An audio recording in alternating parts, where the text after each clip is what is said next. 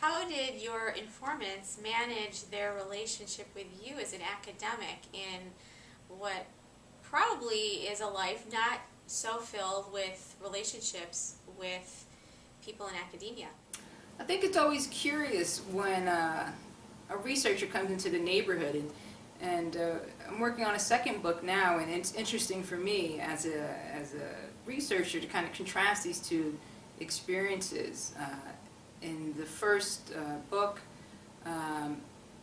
young women and young men typically saw me as a lady, right? This is one of the ways that they would describe me. So the violence lady, right, who was coming in and would talk to them a bit, because that was my first entree, right? And so in some ways they understood, right, that there was this interview to be done, and there was a dissertation or really a book that would be written, right, which they understood that a book would be written, right, about this experience.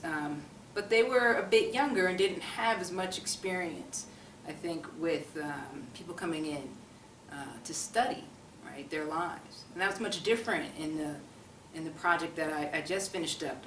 Just finished up 5 years of field research, including 30 months of living in a neighborhood that I was studying in San Francisco.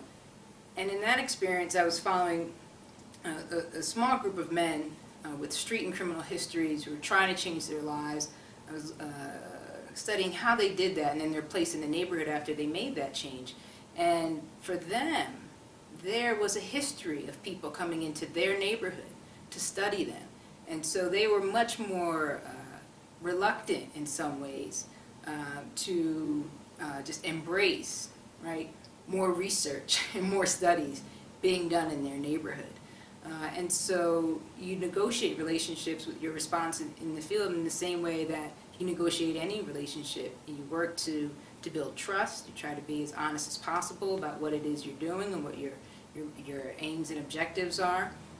When you have an opportunity to offer some reciprocity, to offer some exchange for their participation in your work, you do that as well within the constraints of what you can do and what you can offer.